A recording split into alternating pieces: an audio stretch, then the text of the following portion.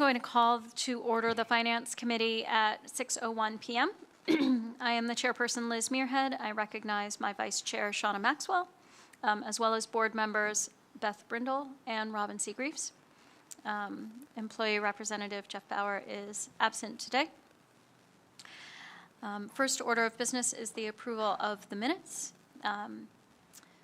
We have the minutes for the February 11th, 2025 Finance Committee agenda. Are there any additions, deletions, modifications to these minutes? Okay. Seeing none, the minutes will be approved and placed on file.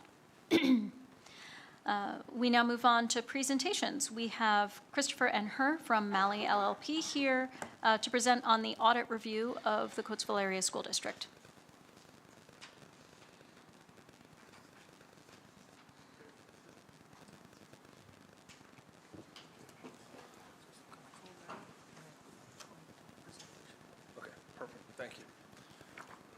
All right. Good evening, everyone. Thanks. My name is Chris Herr. I'm a partner with Malley. We were the independent auditors performing your audit for year-end June 30, 24. Happy to be here tonight to present the results of that audit. I do have a brief 4-page summary that I think will hit on most of the high-level points from the audit. Feel free to interrupt if you have any questions. Just diving right into it, our opinion on the financial statements, the result of the financial, our opinion is an unmodified opinion on the financial statements. What that means is they're free of any material misstatement.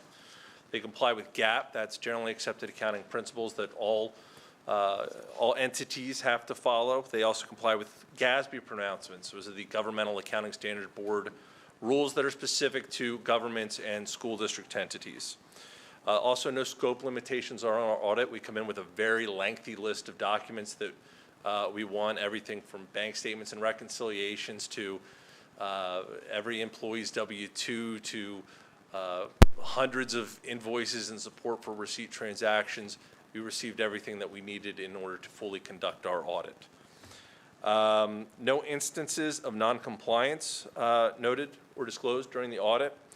And there was no current year findings. And what we look at when we're trying to determine are there any findings, which are really recommendations, things that you could improve, I really look at 2 things. One is internal controls. One of the things we do as part of the audit is we look at how the business office is processing receipts, disbursements, payroll, reconciling bank recs, bank statements, I should say. So we look at all those processes and make sure that everything's operating as intended and sufficiently, and we noted no issues there with internal controls. The other thing I look at there is any journal entries, any adjustments that we have to make during the audit. And while we do have a few, those entries were relatively small and usually related to sort of year-end reclasses that we have to do. So, in my opinion, business office is doing a good job keeping track of the numbers, properly reporting things, and giving the board good information on an ongoing basis throughout the year.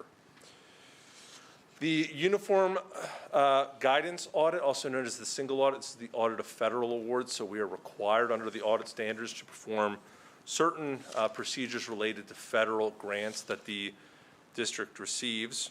Again, our report on the compliance with major award program requirements is an unmodified opinion. Again, that's clean opinion, best opinion you can have on the financial. It's what you want to have. No significant deficiencies or material weaknesses. The major program that we audited this year was Title I. You continue to be a low-risk auditee, which means there's no findings, there's no issues, and your reports are all funded or filed timely. And no findings or question costs. One thing that I always like to disclose is some of the key estimates that are in the financial statement.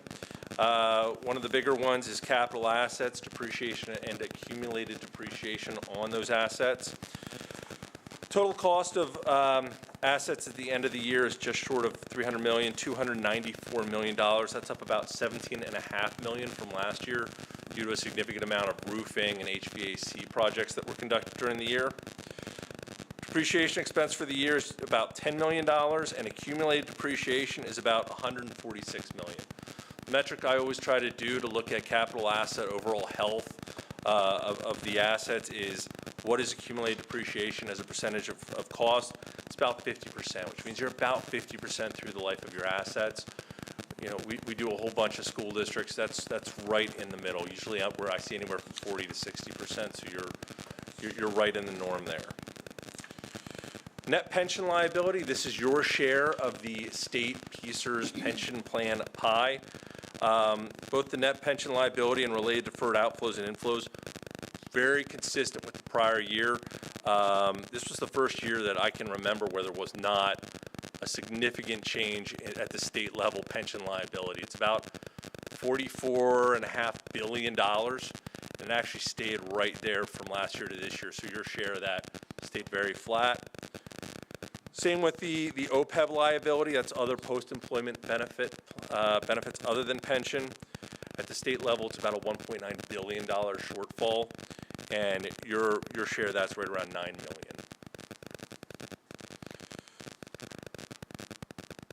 Next page, just some key revenue and expense metrics going from last year to this year. So overall, revenue is up about 18 million, went from about 212 million to about 231 million.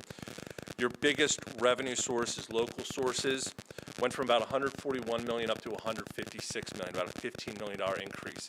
Biggest driver there is real estate taxes. That went up about $10 million from about 118 to 128 million. So that makes up about 80% of that total column, real estate taxes. Reasons for that increase: millage went up a little bit, assessed value went up a little bit, and there was also some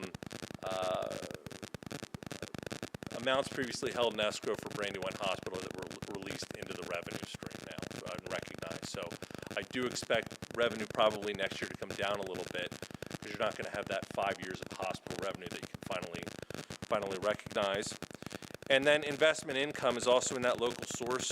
It's up about 4.3 million. So really, really good year for investment returns. We've seen that across the board with just the way the rates rose from last year to this year.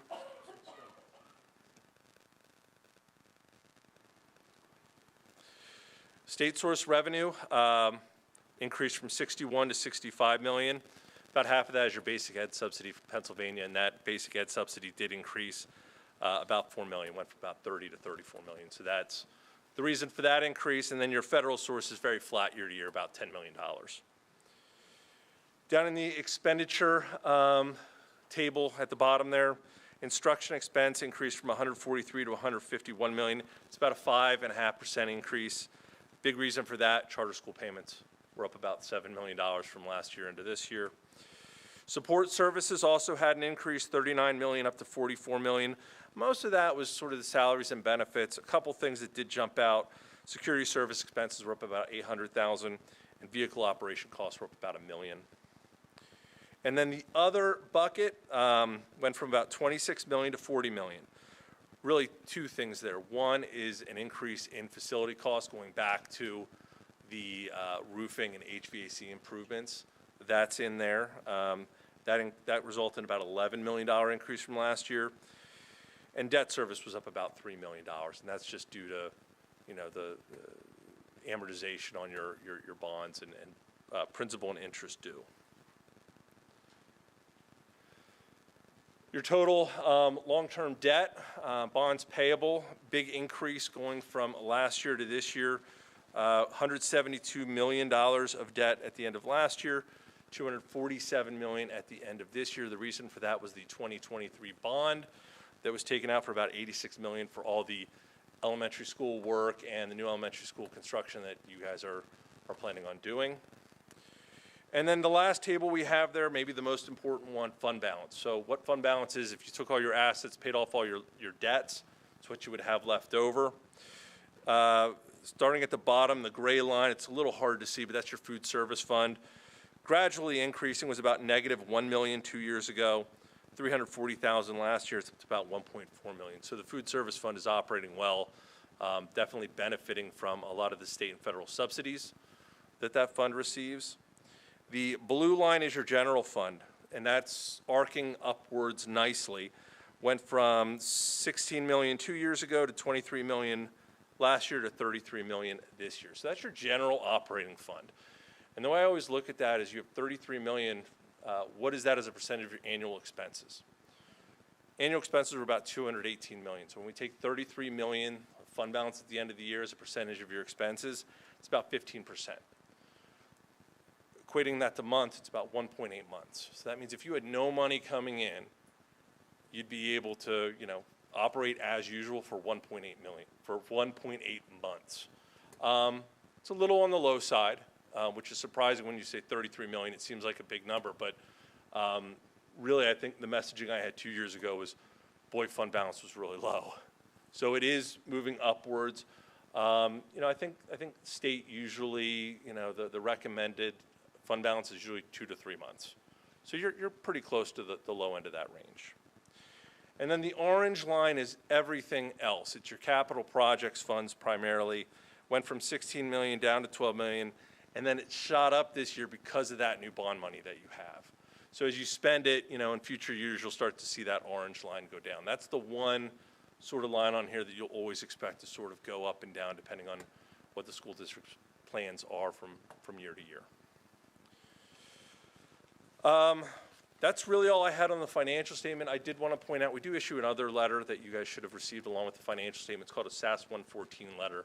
It's a general letter just talking about our audit, our responsibility, which was to issue an opinion on the financial statements. We replied with all ethical requirements, no significant changes in policy. There's one section in there that if I don't bring this up now, I'll get a call tomorrow. It's called Significant Risks Identified. And it talks about risk of management override and risk of improper revenue recognition. And I just want to point out, if you're looking at that letter and you see that, that is not anything that you're doing wrong. Under the audit standards, before we even start your audit, one of the requirements we have is to sort of sit and brainstorm about, well, what could happen at the school district? What could go wrong? And we are now required to disclose those things in here. Even if nothing went wrong, just the fact that we thought about it. So management override of internal controls and risk of improper revenue recognition are the two things we have in here. We have them in every letter for every school district we do, every nonprofit we do, every for-profit we do. So nothing to be alarmed about. I know you see significant risks identified. It looks scary, but no issues there. We did have no findings, and it is a clean opinion on the financials. So that's really all I've got. I'd be happy to field any questions if there are any. Christopher, thank you very much for that presentation. I do have a couple of questions. So first, since you just talked about it, those significant risks that you said are common among the different school districts that you audit, are there any policies or procedures that you would recommend to school districts to help mitigate those risks? No. Actually, the improper revenue recognition, audit guidelines almost require us to have that as a risk. So you could do everything under the sun. We're still going to have that there because we're required under the audit standards. And improper or management override of internal controls, again, we're required under the audit standards to look at your internal controls. So we sort of always, and I think most firms where I've seen this letter, everyone sort of backs into this risk because we're required to look at it as part of the audit. So again, we do have those in here. We do audit procedures to make sure nothing's going wrong, and we have no issues, as I said before, no findings or deficiencies as part of the audit. So you're doing everything you need to do. Unfortunately, I hate that we had to add that 2 or 3 years ago because it does look worse than it is, but no, you're doing everything you need to do. No, I appreciate that. Thank you. Great and helpful insight. I have another question on the pension accounting. You noted that the state sets a pension ratio that had not changed significantly from last year to the year before, right? You mean your share of? Yes. Yeah. Yeah. Yep. Is there anything that we need to be aware of in terms of market volatility that might change that in coming years? So for instance, last year, the stock market, broadly the S&P 500, was up 24%. We also had bonds yielding in the 4% plus range. If we head into a year where market returns are not as lofty, does that have the risk of increasing our pension expenditures?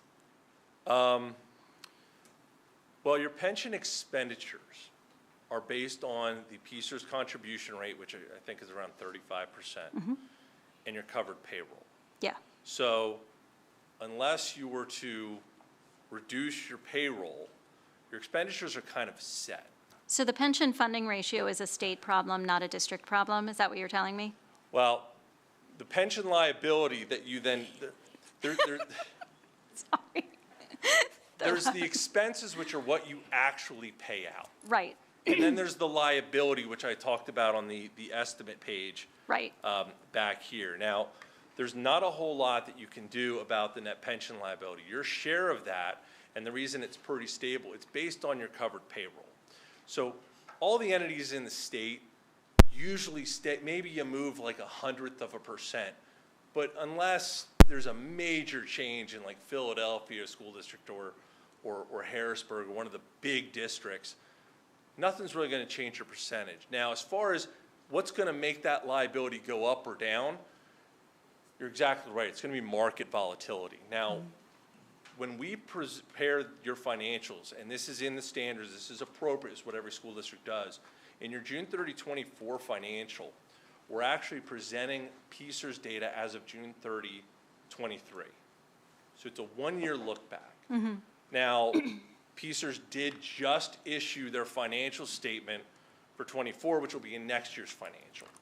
Okay. And right now, their liability went from 44.5 billion down to 41.5 billion. So it's down because the market was really, really good. Right. So now, when they look at the total, calculated liability by the actuary and compare it with the assets they have, the net pension liability went down, and everyone's share amount is going to go down. Who knows what the year after that's going to look like? If you go back a few years, the net pension liability was 50 million, then, or 50 billion at the state level, then it went down to 41 billion, and now it's like in the middle, right at 45. It's going to pinball all over the place, and there's really nothing that can be done about that. It really depends on the market, how that net pension liability that you have is going to be impacted. Okay. It's helpful to know that it's on a one-year lag, so at least for this coming year, it should be a tailwind to our financials, but maybe who knows what comes next. Yeah, who knows what comes next? It is a June 30 year end for them too, and Yeah. the news, there's a lot of volatility in the markets right now, so who knows what June 30, 25 is going to look like. It's going to be in your 26 financials, but I'm pretty sure that liability is going to come down 6-7% next year. Okay, thank you. And thank you to everyone else for indulging my deep discussion of pension fund accounting, because I'm sure you were all thrilled by that. I did have another question.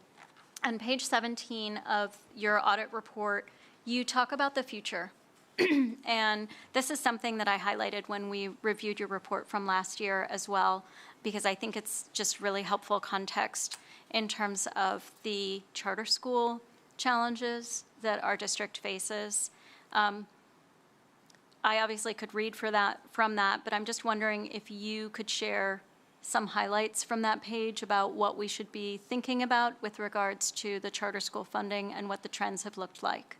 Yeah, we don't write that. That is the last page of the management discussion and analysis. That is an unaudited part of the financial, so that is something that your business office writes, and we just put in there. Okay. My general thought on charter schools is, because I do have a few districts where they're greatly impacted by charter schools. Like ours. Yeah, I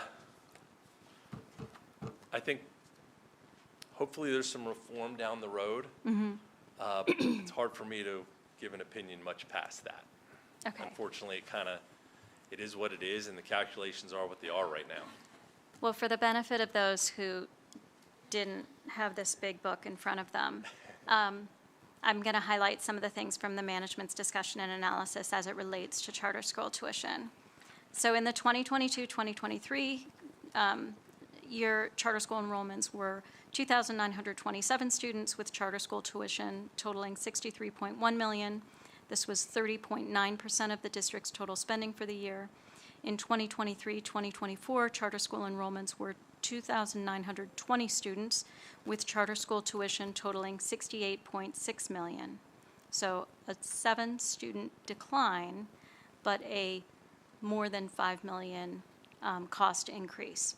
This accounted for 31.5% of the district's total spending for the year.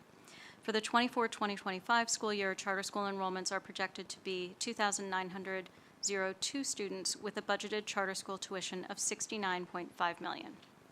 Although charter school enrollment is beginning to level off, the per-pupil tuition rate continues to increase, and the district does not receive adequate funding from the state to cover the charter school costs. The district also continues to experience increases in special education costs and increased costs for pensions. These challenges will continue into the 2024-2025 fiscal year. So I just wanted to share that as well. I do not have any other questions for you, but I want to open it up to the committee to see if anyone else has questions on any areas of the audit report for our auditors. Just one. How many years in a row did we get this rating or grade or score?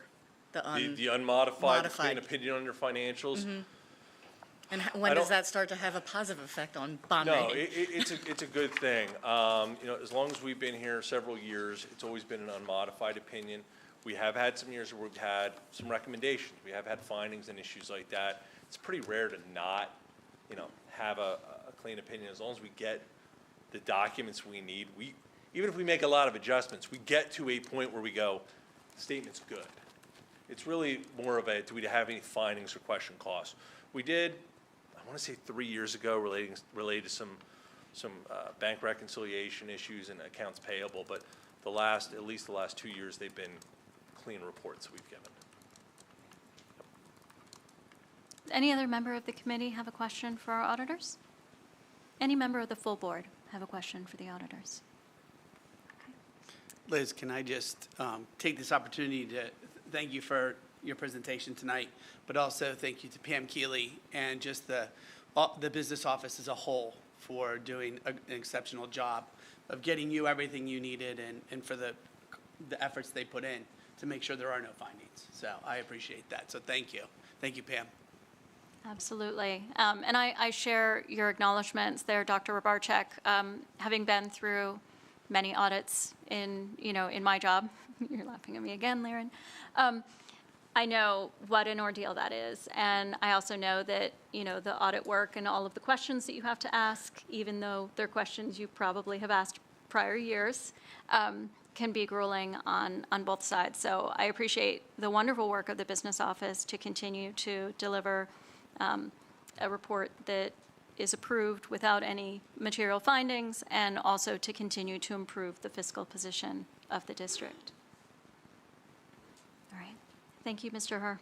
All right. Thank you. Have a good night. You too. Okay, that concludes our presentations. I will now move to the agenda items. First item on the agenda are the financial statements. For approval, the bills list, treasurer's report, expenditure report, and revenue report. Do any members of the committee have any questions or comments on this item? Any questions or comments from the full board? Okay, seeing none, all in favor of approving the financial statements for the full board meeting, please say yes. Yes. Yes. Yes. Okay. They will be moved to the full board agenda. Second item, letter B, related to the presentation we just saw, that the Board of School Directors accept the audit for the fiscal year ending June 30th, 2024 as presented. Are there any questions or comments from the committee members on this item? Any questions or comments from the full board? Okay. Seeing none, all in favor of approving the independent audit, please say yes. Yes. Yes. Yes. Okay. It is so moved, and this item will be moved to the full board agenda. We move on to letter C. This is the independent engagement agreement for Copeland.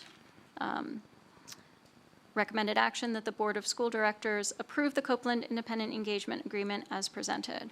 Do any members of the committee have questions or comments on this item? Okay. Any members of the full board? Okay. The document is listed for reference. All members of the committee in favor of approving this engagement letter, please say yes. Yes. Yes. This will be moved to the full board agenda.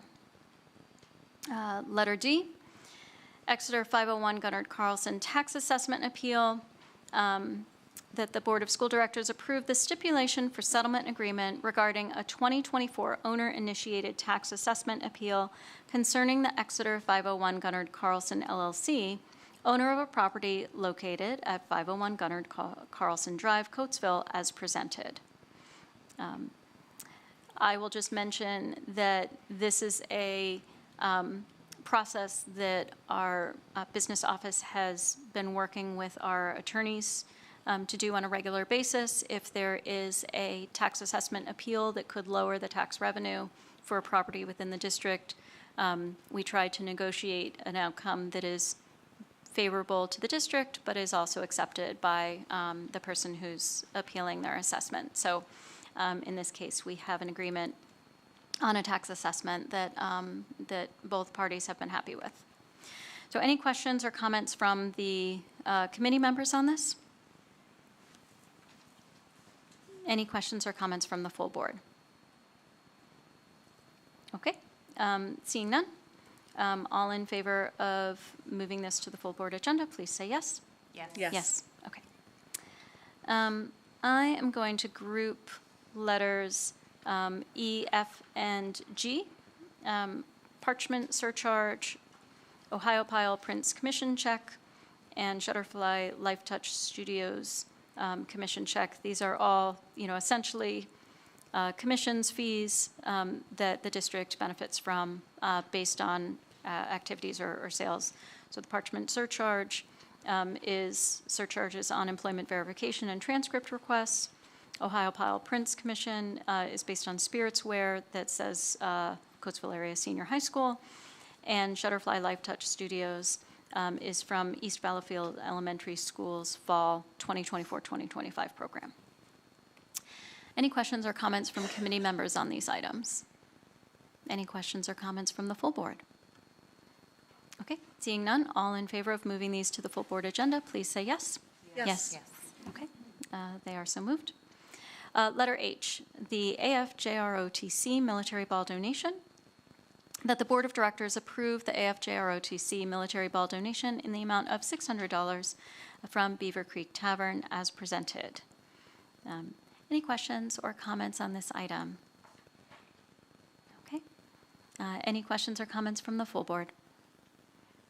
I think this is a pretty consistent annual donation from Beaver Creek Tavern, and so thank you to them for their continued support of the AFJROTC, even though the kids that they had in the program are long since graduated. All in favor of moving this to the full board agenda, please say yes. Yes. Yes, okay. Letter I, power washing of Kings Highway Playground donation. That the Board of Directors approve the Kings Highway Elementary School's donation to power wash the playground in the amount of $650 as presented. This is from Northeast Pro Wash, Michael Simmons.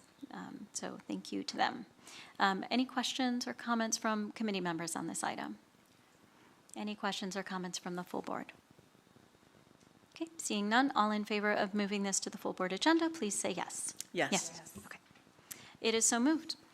I have informational items that are standard, the account code, legal fees, and medical claims. There is no old business. Is there any new business? Okay. Is there any public comment for the Finance Committee meeting?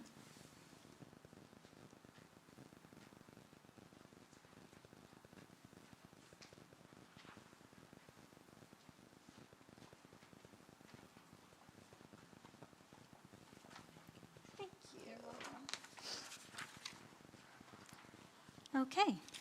Miss Lori Shannon Bailey.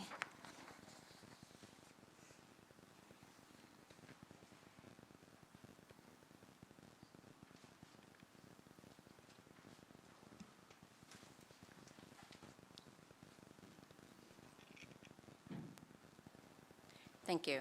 You have the Midas touch, I don't. Good evening. Good evening. I have a question about the bills to be approved. I noticed that there are several claims and judgments and other. I'm just wondering if those are legal bills, and if they are, why aren't they included in the list of the legal fees? At one point, they were not included on the bills to be approved, maybe a couple of years ago, and I had asked about those. So I'm just trying to determine whether or not, if they are legal bills, why are they separated from the list of legal fees that we have included in this agenda? That would be my first question. And the second question has to do with the list of legal fees, which is quite significant. Student issues, I had asked, in the spirit of transparency, if you all would identify what student issues mean. Student issues can mean a lot.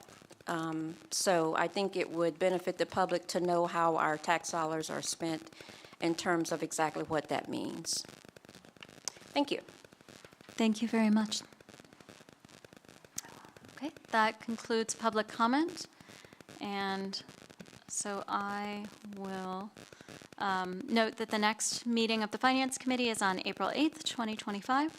And with that, I will adjourn the Finance Committee meeting at 6:32 p.m.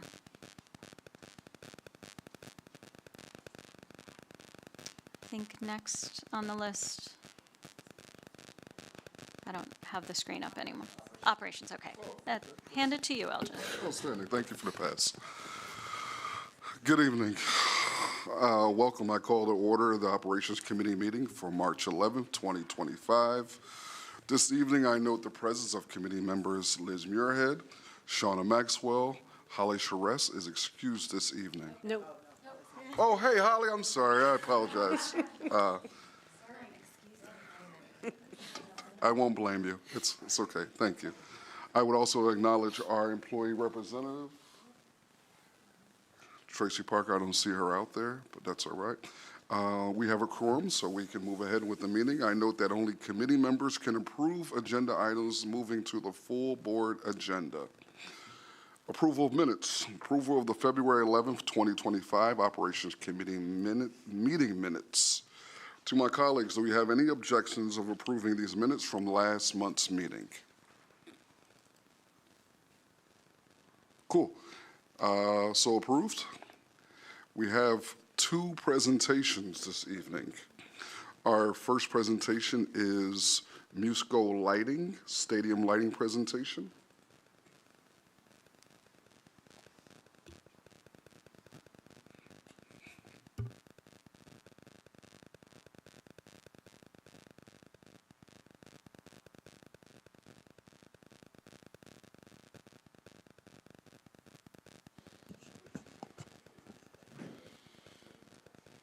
Okay, good evening, Board of School Directors, Dr. Rabarchik. Thank you for allowing me an opportunity to speak with you briefly tonight, as well as the opportunity to listen to a presentation from Musco Lighting representative, Mr. Andrew O'Donnell. Ms. Luciani, Mr. Brazil, and I provided you with an informational item just about 4 months to the date at the November 12th Operations Committee about the current state of our aged stadium lighting.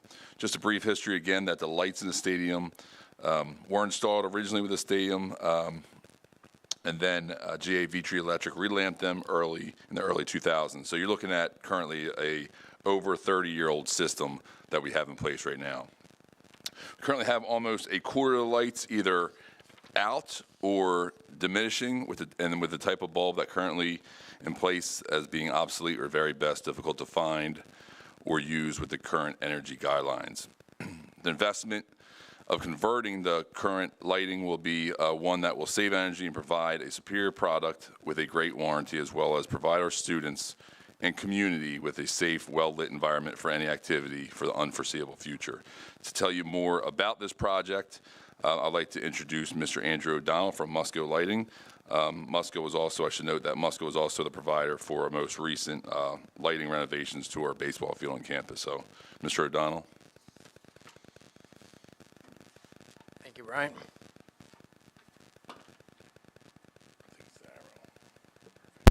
Good evening, everyone. Andrew O'Connell, Musco Lighting. It's a pleasure to meet everyone. Thanks so much for having us here tonight, and more importantly, the opportunity to hopefully revamp your football stadium here. So I put together a few slides here, really just hitting on who is Musco if you're not familiar or haven't seen our system. I know Brian mentioned it is installed recently over at the ball field, and then give you an idea of the technology, where it started to where we're at today.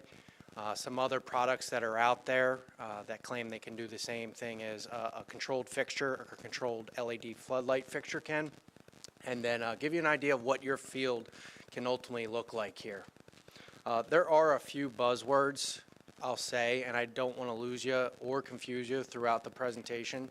So when I say foot candles, that's how we're just measuring the light either on or off of the field, just like we would measure distance in miles, yards, or feet. Same thing with foot candles. When I say spill, that is the actual light spilling off of the field onto areas like your bleachers, concessions, walkways, and when not properly controlled, unfortunately, night sky, community, neighbors. And when I say glare, it's what your spectators or your student athletes are experiencing when looking in the actual fixture itself, and that is measured in candela. That is a more recent term we're using, given how powerful some of these LEDs are out there to measure the effect of the glare. So if there's any questions as I go through this, please stop me, and then obviously at the end we can discuss further. So nearly 50 years in business, privately held, American-made company. There's a lot of stories and a timeline to figure out how we got here. Really the three main highlights is it's an American-made company, which in today's current climate says a lot, and I think it's going to be that much more important as the time goes on. And quite frankly, LED-wise, what we see in the sports lighting market is majority of the sports lighting LED fixtures are coming in from overseas. So that means a lot to our customers that that's a 2-day ship from Iowa, as opposed to you're waiting to hear back from customs, whether that's in Mexico, China, et cetera. So we light everything from your local Little League all the way up to the Olympic Games, and then a lot of neat projects like monuments and government buildings, NASCAR, everything when you think in terms of sports lighting. So with that, I want to get into what we call Musco's evolution of light control. It's really a historical timeline of where our product started to where it is today. If you see the first fixture in the late 70s we came out with is what is called a metal halide fixture, very similar to what you have installed at your stadium. There's what I like to call a glorified floodlight. So in terms of spill and glare control, there wasn't much there at that time. We were just focusing on getting as much light as possible onto that field to hit playability standards. As we tested products in the field and got more experience and installed more fields, we work our way from left to right. We made modifications to the fixture to bring that light that much closer into the field and keep it a little tighter. And then as you see, we have an introduction of really what makes Musco Musco. There's two things you can look at when you're looking at a sports lighting system to know if it's a Musco system or not.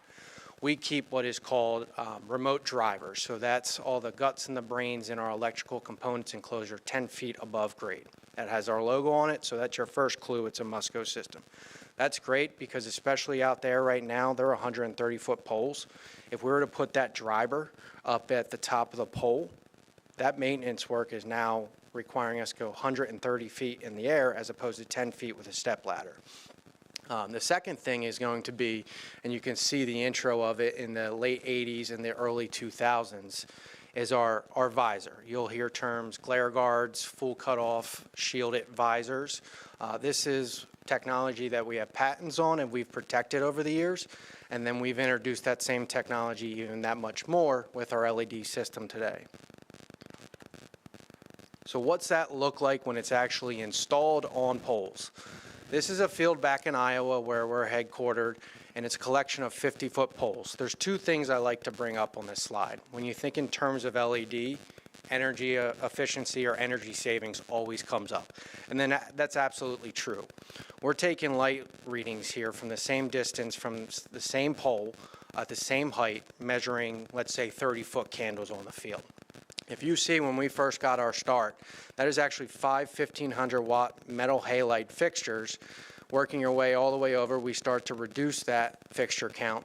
And then if you see today, under Musco LED system, which is our TLC for LED, total light control fixture, we actually have only two 1,200 watt fixtures outputting the same amount that we did with 5 1,500 watt fixtures at one point. So the energy savings is absolutely there.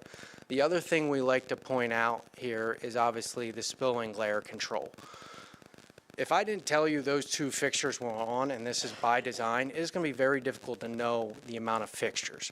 We're trying to protect the night sky, but also protect your players and your spectators. In your area, you don't have community on top of the fields, but in cases where we do, we're concerned about property line values as well. The image to the right there is a common LED floodlight fixture where the actual source of light is exposed. And we highlight that because when you look below the pole, the light levels are always going to look similar to ours. What is not similar is you're getting glare from the 1970s and on, but spending LED dollars. So there's a lot of LEDs out there. It's a very, I would say, I use the word hot topic again, but it is. A lot of folks have stadiums 20, 30 years plus that need to be retrofitted. So there's a lot of different options out there. So HID to LED, what are the main differences? Obviously, when you look at the pole top itself, you can see what I like to call a glare bomb on the left there. And just the color temperature of the source of light is much, much different than when you look to an LED field. It's a cleaner white light as opposed to more of a brown fainted light to your left there. And then what we call uniformity, so that's the high spots and the low spots on the field. You have a lot of those in your picture there to the left, and then we clean that up there with the picture to the right and make it a more consistently lit field. The last thing we want is to have a ball, whether it's a football, soccer, lacrosse ball, traveling through an area that's extremely lit well, and then your student athlete runs 20 yards down the field and loses track of that ball because it drops off.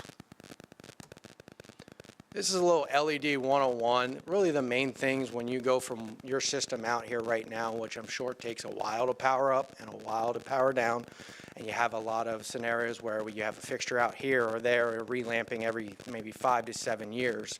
With LEDs, the technology where we're at for a Musco standpoint, after 50,000 hours, that LED drops off 10%. So let's say you're using that field 1,000 hours a year, which is absolutely not correct, but it's easy math. After 50 years, it would take me coming out with a meter to realize you've dropped 10%. Most times in our controls and monitoring data, we see more so on the high end around 500 hours per year for a field like this. Instant on and off, so you don't need to have the constant waiting and then waiting for obviously the fixtures to go out and rushing out of the stadium when they do start to power down. And the dimming capabilities. So the one thing that folks like to say, okay, like we like that they take a while to power down because it gives our cleaning crew time to allow folks to head home as well as clean up with not a full blast output of light, but some. So you'll be able to have the dimming capabilities, whether that's 100%, 50%, or 20%. A lot of customers will use that, like I said, for a cleaning circuit, but it's also for community nights where you don't need the lights on at full 100% and you're drawing all that energy. So not all LEDs are created equal. This is something we've started to really educate people on. I would say within the last 2 to 3 years, we've had a lot of projects that come back to us where we initially did not win the job or did not get involved in the job. So the main things that folks will come to us to try to fix when there's another manufacturer LED installed out there is going to be images like this where the glare is just too much for a spectator or student athlete to experience. Or there's times warranty and service issues, there's lack thereof it. And then in this specific case where you have a before and after of an LED retrofit, this field actually was shut down by the town, and every time they tried to turn the field on, the town was fining because they were not complying with local code or ordinance. So I like the side-by-side. I threw out the term candela earlier. This bottom reading in the blue rectangular box there, you'll see what is a candela reading. So we're taking readings from our fixture there on the left, and then other common floodlight LED fixtures that we see out in the field. roughly anywhere from 400 to 500 feet from the pole. Candela, if you're thinking in terms of, and it'd be helpful to look at this slide before, and if you're thinking in terms of what we see every day that's common. Low beam standard headlights are typically 1,000 candela from about the same distance we're taking those readings from. High beam standard headlights are just under 20,000 candela, and high beam LED headlights range from anywhere from 30 to 50,000 candela. So what does that mean in terms of sports lighting? So we're under 10,000 candela with this example here. When you start to look at other floodlight fixtures where like I said, the source of light is exposed, where we tuck our diodes and our LED source of light underneath that visor, you have ranges of 725,000, 200,000, 276,000, and then the one in the middle is trending upwards of 1 million candela. So you make that an equivalent to what you're constantly seeing on the road, and it's definitely a lot to bear out there as a student athlete and spectator. Just some before and afters of recent ones, and the main thing you'll see is obviously the glare from the pole top. Pay attention to the field. You'll see the dark spots on the left side of the images, and then we try to clean that up, making a more consistently lit field. And a good view from home plate, so where your batter or catcher would be experiencing some of that glare. This is down at the U.S. Naval Academy. Obviously in an area where spill and glare is very, very important, and also just from a playability standard, it was not meeting or even coming close to it with some of the shadowing you see in between those fields. And then just a spill and glare from the same field right there example. All right, so the next few slides get into your specific site. Did I lose anyone there? Get too technical? Any questions? So control link. This is specific to your baseball field right now.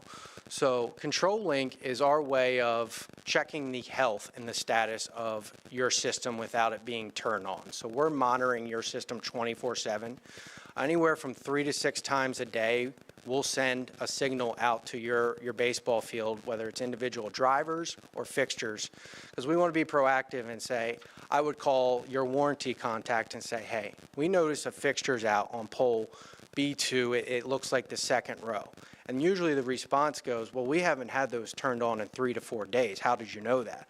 It's we're constantly cellular technology monitoring that, so we want to be proactive where you don't call us on a Friday and you have a fixture out. From an end user standpoint, the capabilities it gives you is to remotely schedule your lights on and off, whether it's 1 month in advance, 2 months in advance, 3 months in advance, controlling the dimming capabilities on it. Some folks like to use a dusk to dawn setting where it syncs with the local weather app, and you could do that as well. In terms of rentals, I'm not sure how much these facilities are used for that, but you can create user groups to see how much energy that user group's drawing to figure out a good rental fee as well.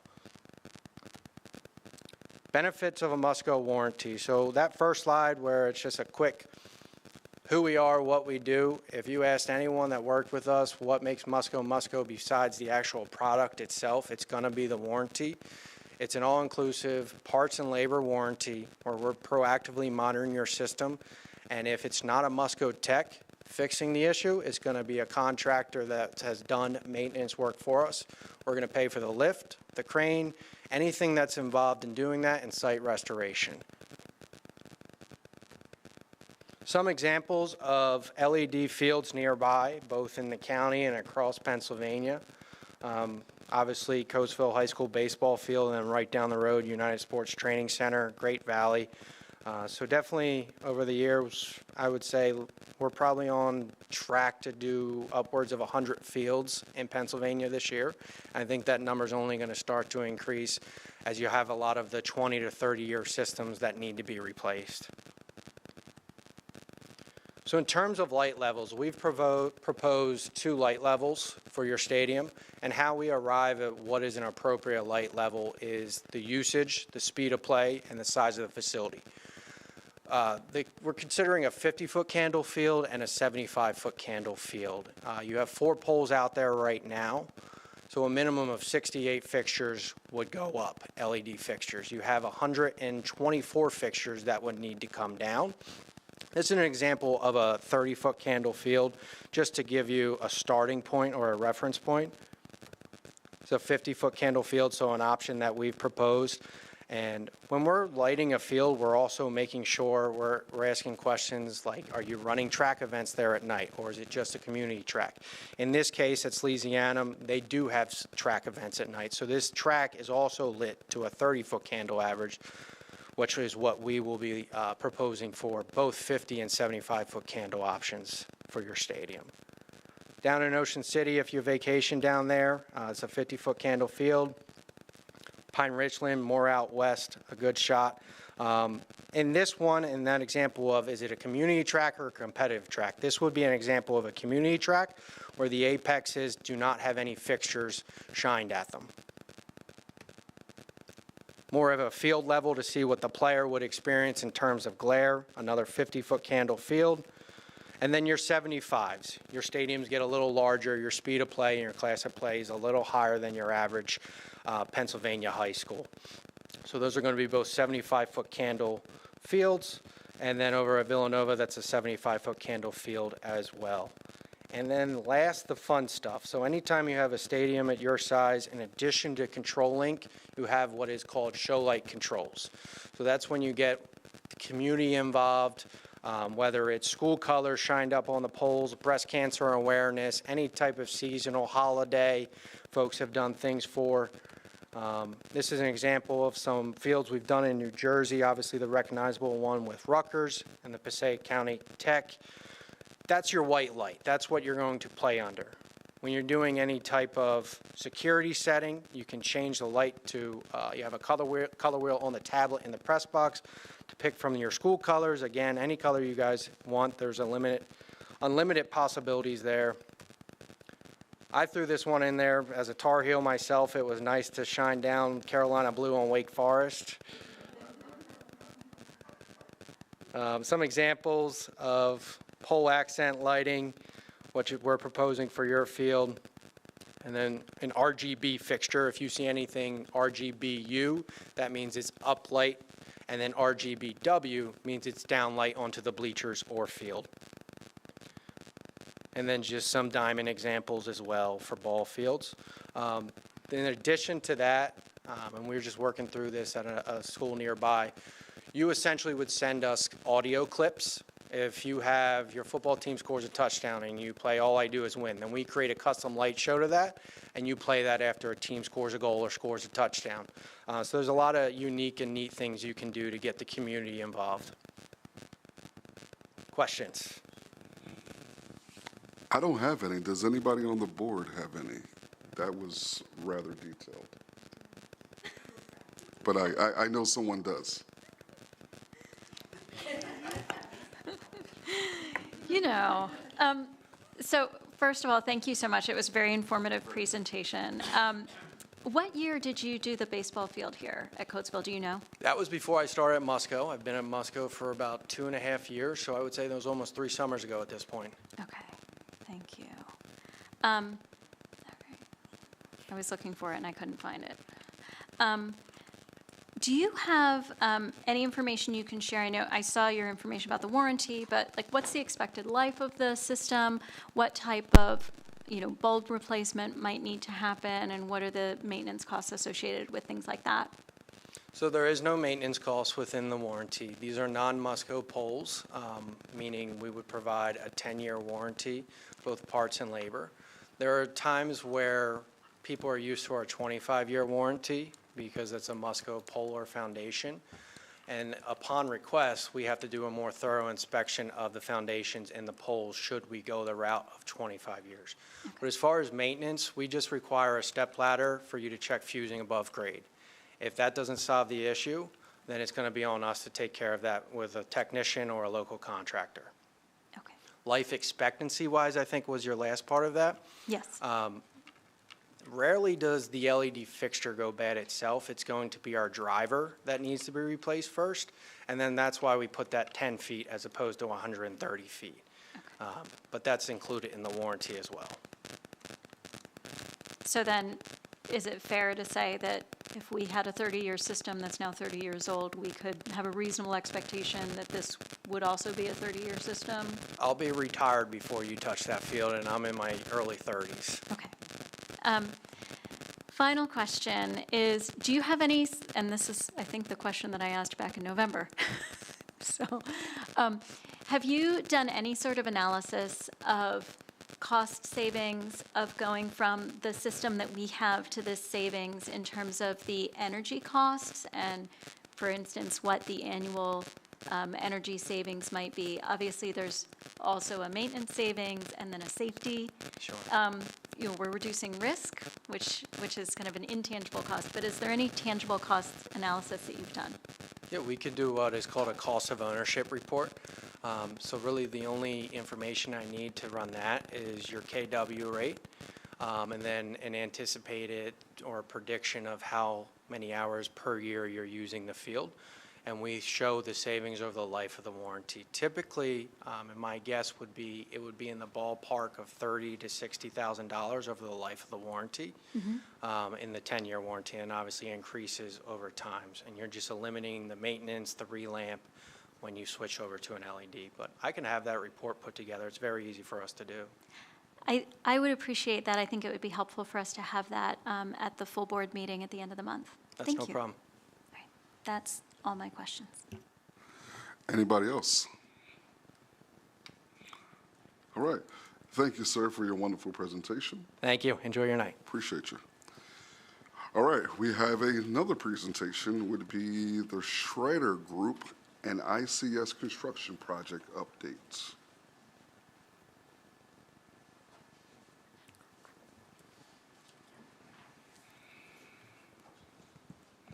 Okay, well, good evening. It's going to be myself, David Schrader, and Matt Kelly from ICS Construction Management. I think we probably last talked to you about a project update in October of last year. We've been through several bids, and those have been the things that have been reported over the last several months. And so we're back to you with the status of all the project updates. One of the big deals as we go through this, and Matt will highlight some of these, is that we have building permits for a number of the projects, which is great. And those are moving ahead, and you're probably seeing quite a bit of activity on those sites now. So we're excited to talk about those. Just briefly, the sites around the district that you are currently working on or have designed for. The latest and the one that will probably be developing for a little bit further than some of the others is Kings Highway, but we are in process with that one, and we'll talk about that one last. So we'll start with some construction updates. I think I'll hit some new construction design with the North Brandywine New Middle School, and then I'll reappear for Kings Highway for a brief discussion of that. So Matt. Thanks, David, and thanks to the board for allowing us to give an update here. A lot of good things going on at the district right now. So Reeseville, that's the addition there. A lot of work's been done since then. There was a water line that was that had to be relocated, a new meter pit that was all completed back in December.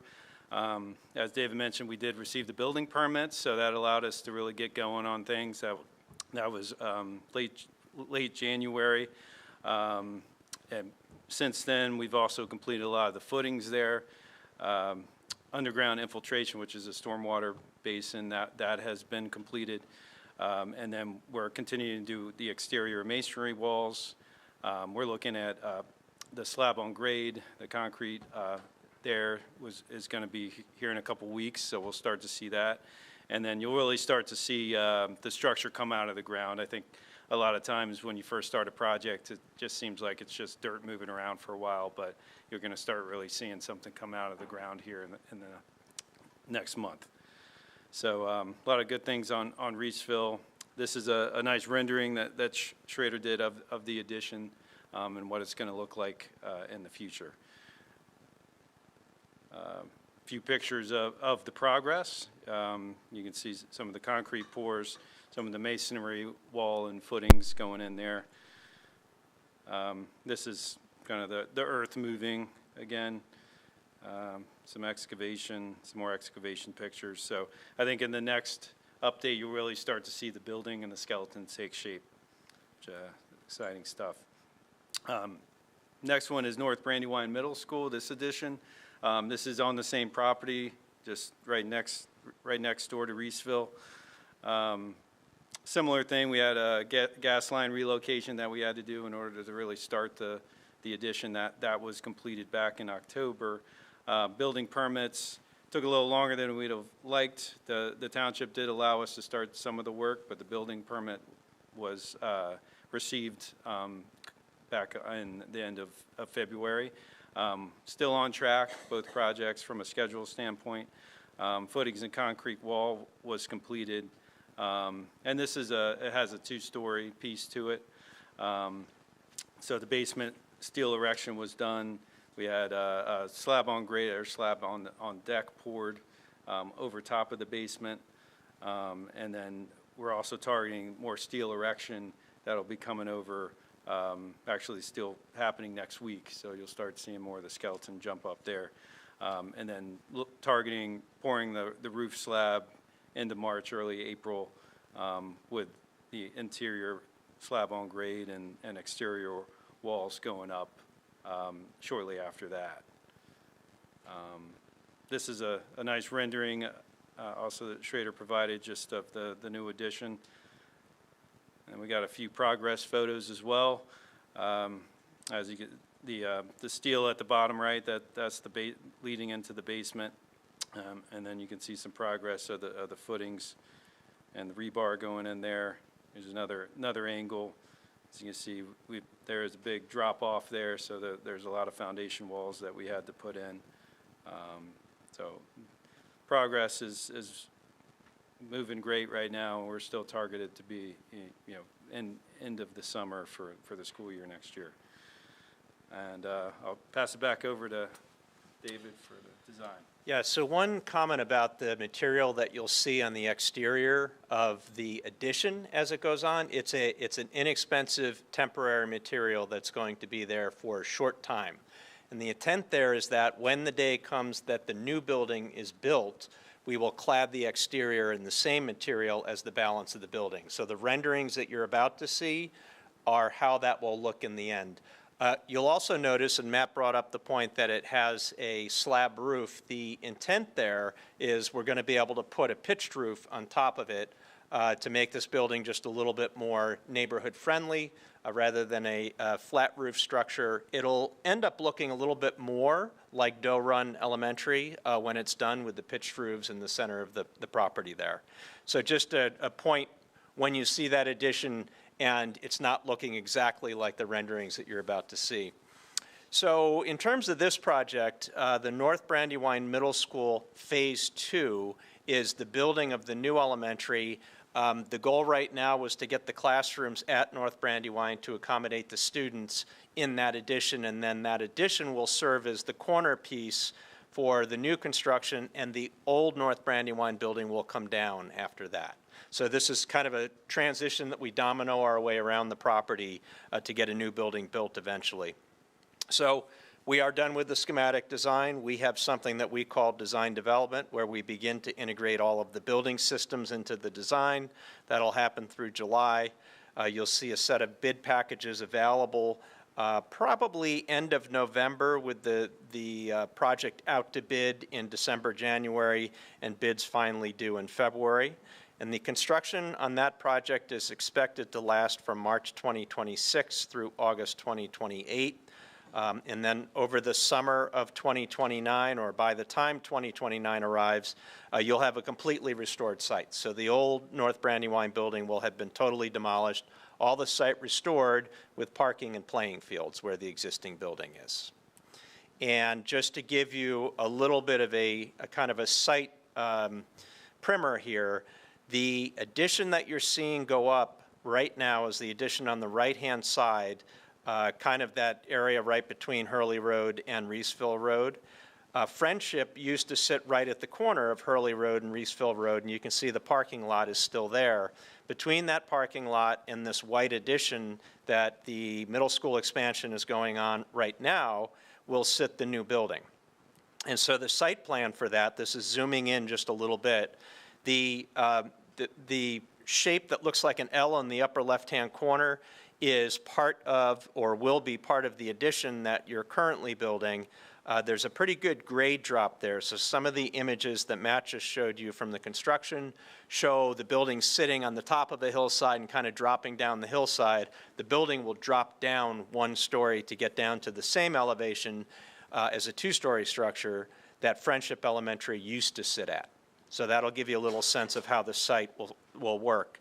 What will happen, this project's in land development right now, and so the site work that you're seeing is in front of the township. The township is working back and forth with our civil engineers, trying to reach a point that everybody agrees that the site is something that they want to construct.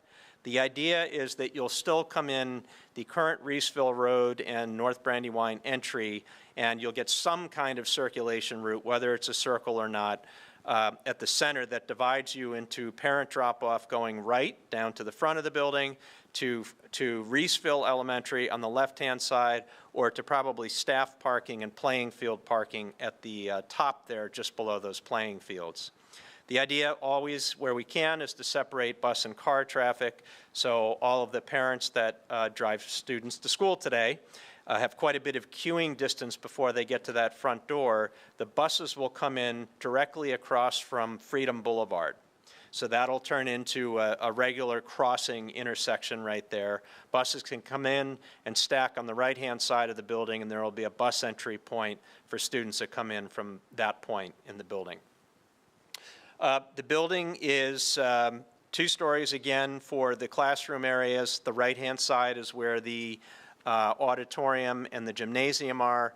We're not showing floor plans for safety and security reasons. I'm going to show a couple images of what the exterior may look like, and shot number 1 will be straight up towards the entry point, as you can see. Photo number 2 will be from the left-hand side as you come down the hill, and photo 3 will be more or less from the bus circulation route. So the idea here again is to have some similar character to Doe Run Elementary. Doe Run is designed to look like an elementary school. This will be just the next level, probably a little bit more mature look for the middle schoolers. In this case, the gymnasium is on the right-hand side. The main office is in the center. And that entry canopy on the left there will lead you right in the main entry. The entry canopy on the right will lead you into the gymnasium and auditorium space for nighttime access. The 2-story classrooms on the left are kind of representative of what the 2-story portion will look like. And if you pan to the left here, now you're looking one more time to the left side of the image here. That's what you're building today. That 1-story structure is what you are currently building. And the balance of the building will drop off the hillside there. If you take a look at the site, you'll see there's a 12 to 15-foot drop from the area where North Brandywine sits right now down to basically where the old school used to sit on the site. And so it gives you a sense of what that 2-story structure will look like. And as you're looking from the bus entry side, this is the gymnasium from the side, and also the bus entry point where the buses can stack and drop kids off as the day goes on. So we'll pop back to Scott Middle School after that. I know we'll have questions after. Thanks, David. Yeah, so Scott Middle School, there was 2 projects going on here. One was the Giza, which is the HVAC renovation, and also some electrical work. We finished the majority of that over the summer. However, there was some chiller work and a new generator that needed to be in place. The generator was in place and installed, ready to go this past January. That was actually ahead of schedule. The substantial completion was really in April of 2025, so we're just doing punch list items now, so that's doing great at this point. The next phase is going to be concentrated more on the finishes and then some work on the outside of Scott Middle School. BSS contractors, I believe last month we awarded them. They're going to be the general contractor on the project. We have done a pre-construction meeting with them. So we're starting to get submittals, starting to plan logistically. The thought is we would start in the spring break week, doing some off hours and doing the work over the summer to finish before school opening. So we call it phase 1 and phase 2. That's the spring break starting in phase 1 and phase 2 starting and when school's out, with substantial completion in August 15th. So again, then on the inside, that's going to be painting, that's going to be some casework and some flooring. So going to make the school really pop after this renovation. And this is a little bit more of a zoom in of the front. There's the ramps and the stairs and some retaining walls. That's going to be part of this work over the summer. So we're going to be repairing that and just improving that as part of this project. Then Doe Run Elementary, we'll update there. So did have the pre-construction kickoff with the district, or the conservation district in the county back in November. So that really allows us to kick off all the erosion and sediment control. So right now it's a lot of dirt moving. So we were able to put in all the stormwater retention that we needed to.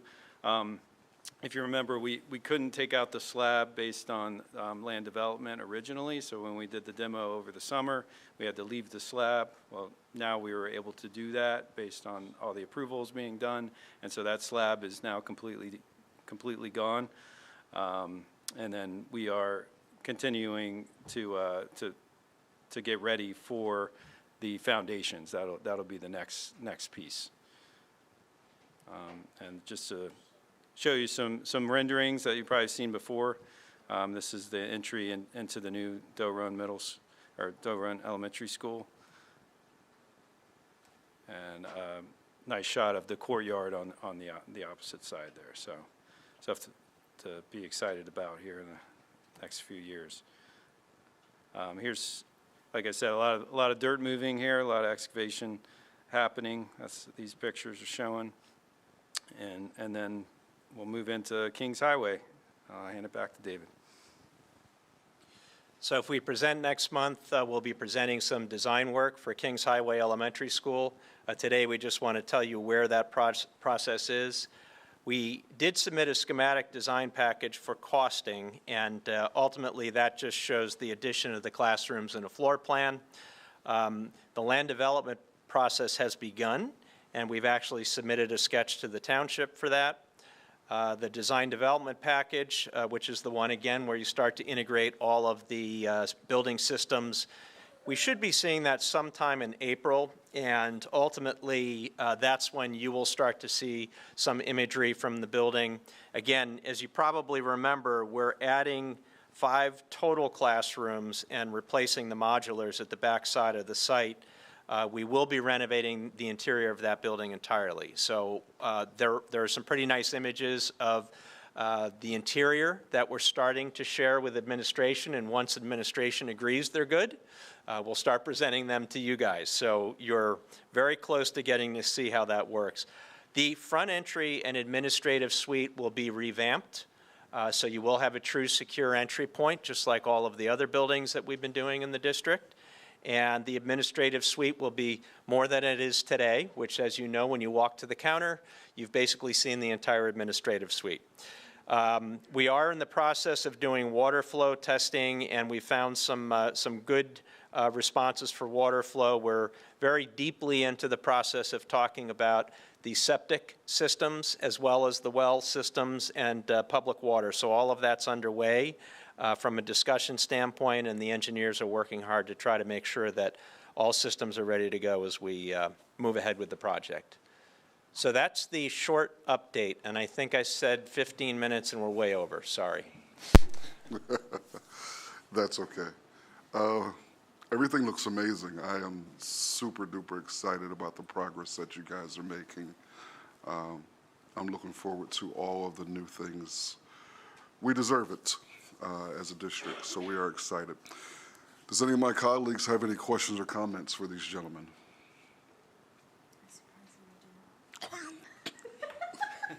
Keep you on your toes. Gentlemen, thank you for your time. Everything looks amazing. We appreciate you. Thanks for the opportunity. It's great projects for the students. Thanks. All right, with that said, all of our presentations are out of the way. I'm going to move into our agenda items. Agenda item A is that the Board of School Directors approve the proposal of Dietweiler Roofing to add an additional roof drain repair to the Gordon Early, excuse me, let me try that again. Additional roof drain repair to the Gordon Early Literacy Building and roof repair project for a total cost of $550 as presented. Does anyone on the committee have any questions for the administration or wish to comment on this item? All right. Would any committee representatives like up? Don't have any tonight. Would any other board members like to comment or ask any questions? Hearing no questions or comments, please state yes if you agree to moving this item to the full board for approval. Yes. All right. On to our next agenda item, which would be agenda item B. That the Board of School Directors approve the quote from HD Supply to replace the intermediate high school's defective water heater for a total cost of $10,460.44 as presented. Two additional quotes are attached reflecting HD Supply is providing the lowest cost. Does anyone on the committee have any questions for the administration or wish to comment on this item? I just wanted to say I really appreciate that the other two quotes were put there because it's sometimes hard to contextualize these costs. So thank you. And it looks like we're getting quite a substantial savings with HD Supply. Agreed. Would any other board member like to question or comment? Hearing no questions or comments, please state yes if you agree to moving this item to the full board for approval. Yes. Outstanding. I'm going to do some bundling. Surprise. I will be bundling agenda items C, D, and E to begin. These items are regarding the North Brandywine Middle School project. So I will read C just to give you an idea of where we're moving at.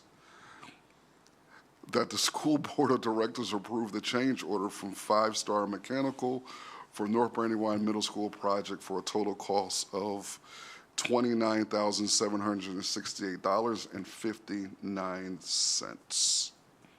Again, I bundled C, D, and E. Does anyone on the committee have any questions or comments for the administration regarding these items? Would any other board member like to ask a question or make a comment?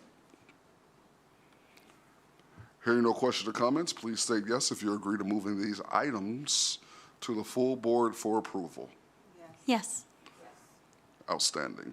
I will be bundling agenda items F and G for the Coatesville Elementary School project. I will read F to give you an idea where we're headed. That the Board of School Directors approve the change order from Lumbar Inc. for the Coatesville Elementary School project for a total cost of $69,666.82. Does anyone in the committee have any questions for the administration or wish to comment on these items?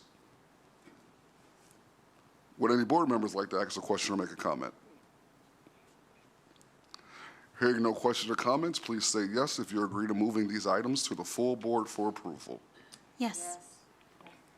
Outstanding. I will be doing more bundling.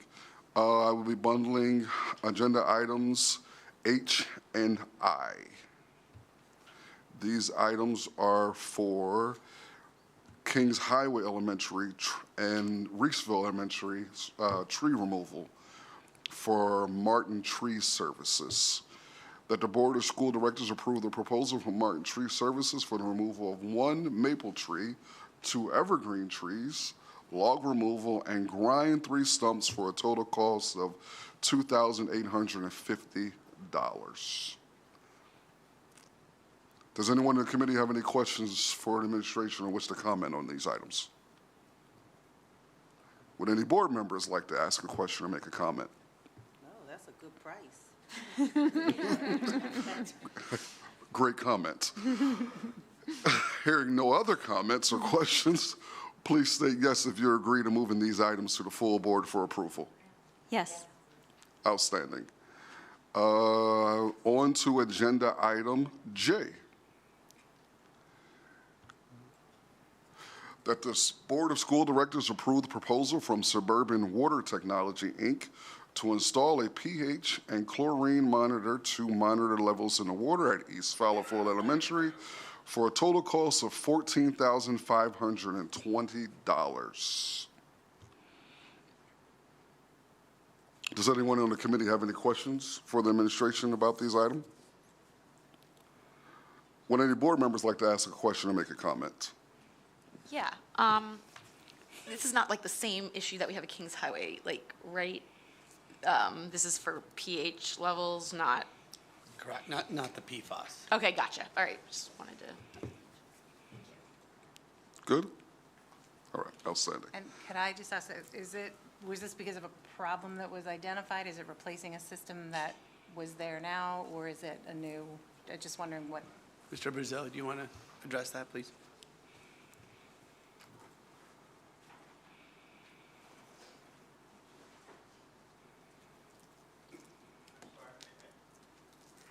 Hear your question.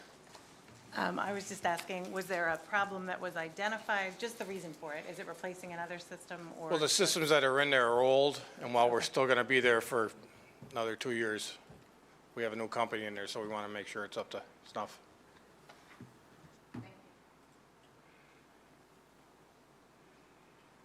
Oh, okay, outstanding. Would any other board members like to make a comment or ask a question? Cool. Hearing no more questions or comments, please state yes if you agree to moving this item to the full board for approval. Yes. Yes. Outstanding. On to agenda item K.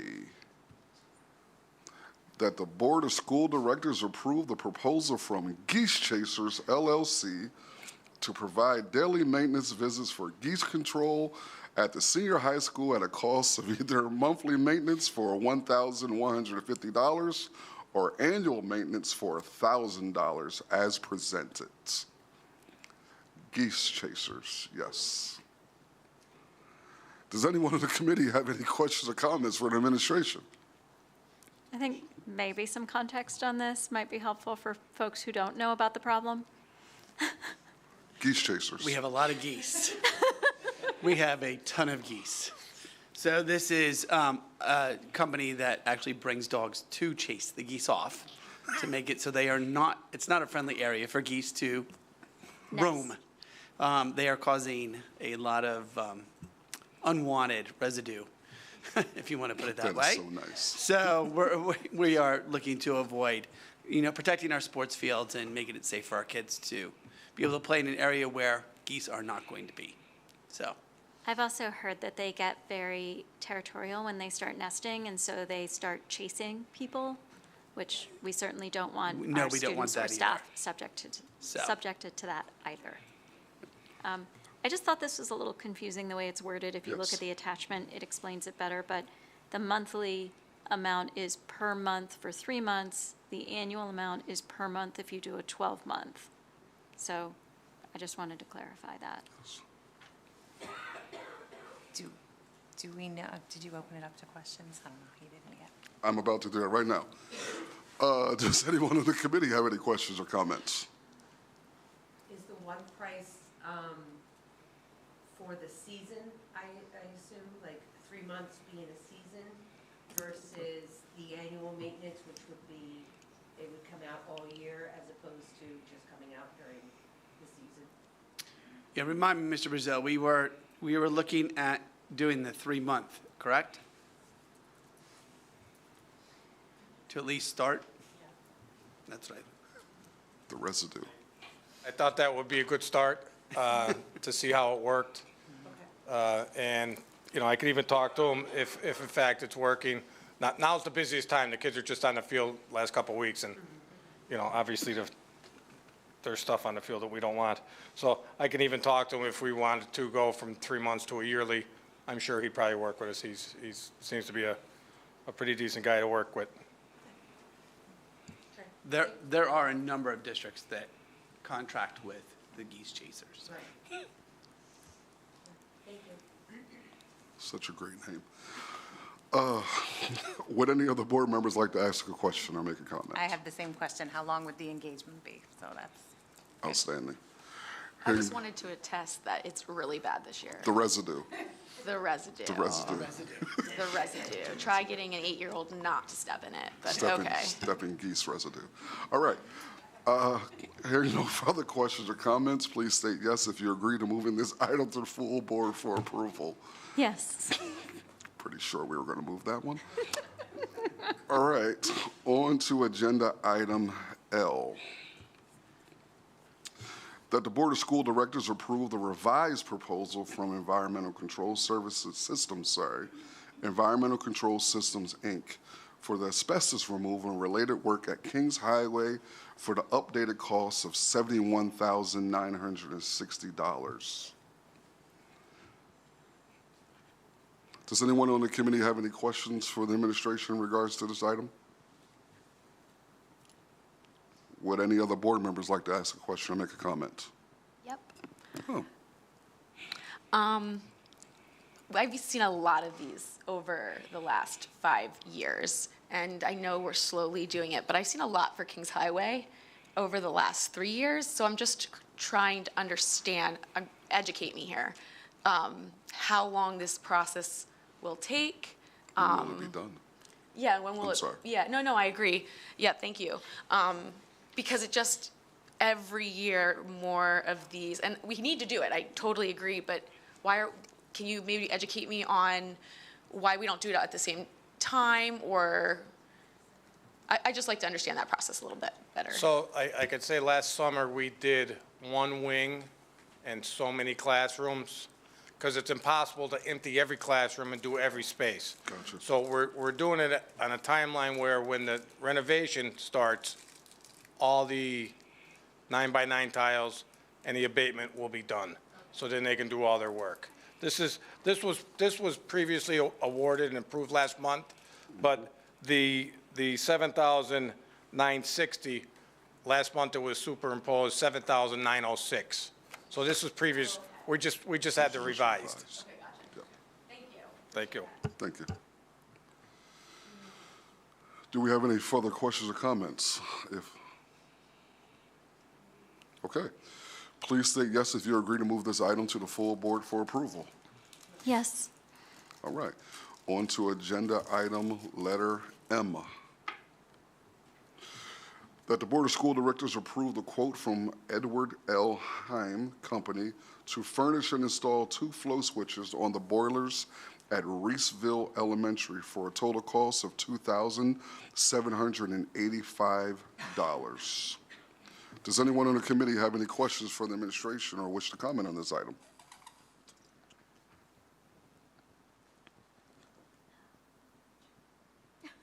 I'm not sure. Are you tapping it? All right. I was muting it so I could drink my water.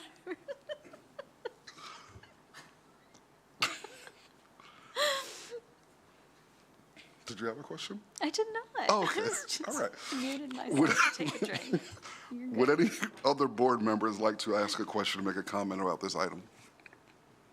No? Hearing no further questions or comments, please state yes if you agree to moving this item for full board approval. Yes. Outstanding. And the last bundle for the night will be agenda items N and O.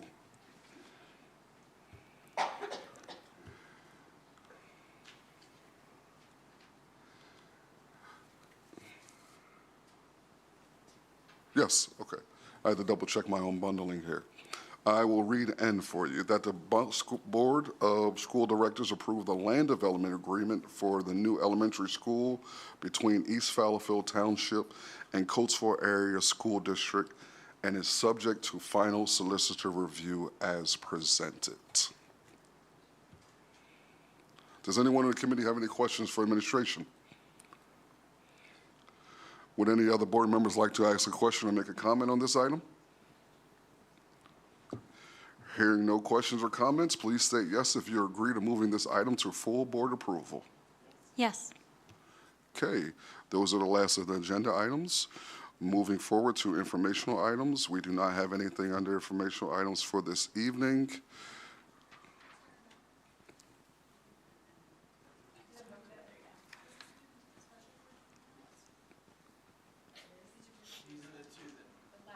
These are the two that are moving to the special board meeting for approval for the East. So there is old In order business. to move forward with the building permits for tonight. Okay, so there is old business? No. Okay, good, that's, Wait, you got Outstanding. it because you moved them forward for oh man, amazing at the that. meeting. You're good. All right. I was on top of it and didn't even realize it. All right, we have no old business. We have no new business. Let's check out public comments. And we do. The board has requested that all persons making comments or public concern list their name, address, telephone number, and the topics on the sheet provided. There's a 3-minute time limit per person. Time may not be yielded to another speaker. The first speaker for tonight is Lori Shannon Bailey.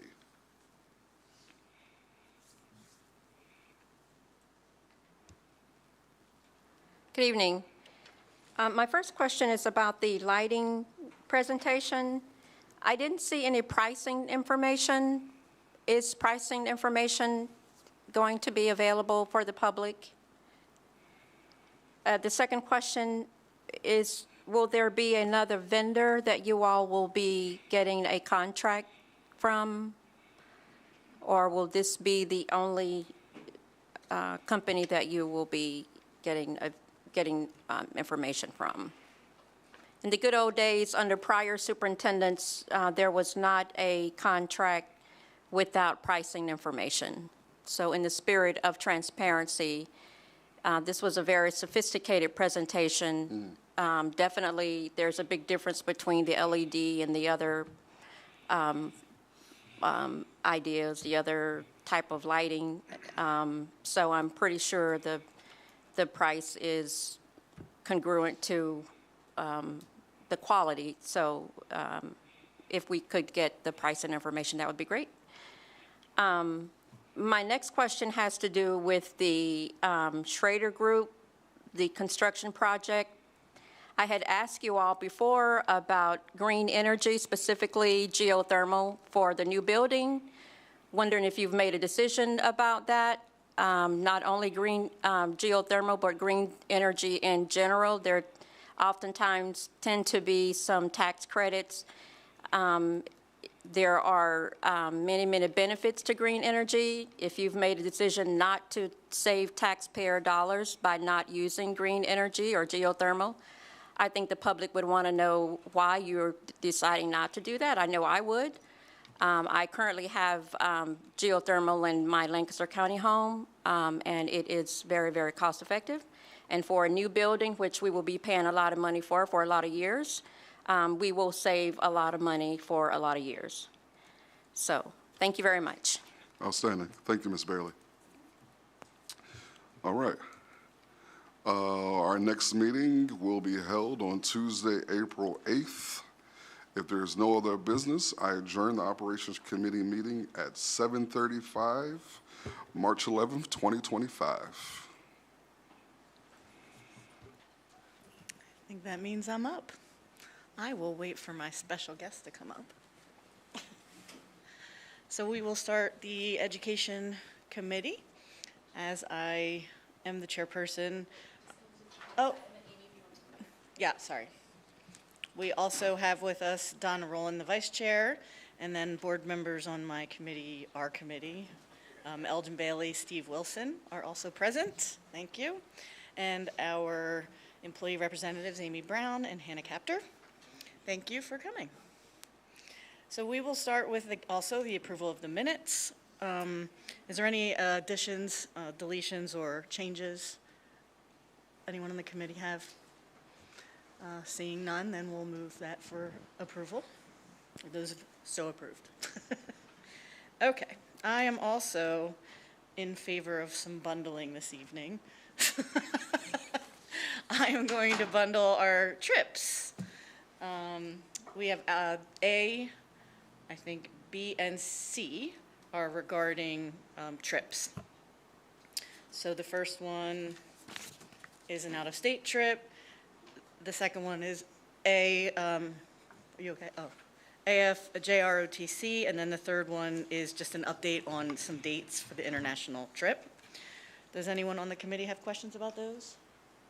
A, B, and C? Seeing none. Anyone on the full board? No? Okay, if you agree to move this forward, please say yes. Yes. Yes. Yes. All right, 3 down. Then we're moving to the rental agreement under D for the PBIS. Whoops, ripped my paper up, sorry. Oh my gosh.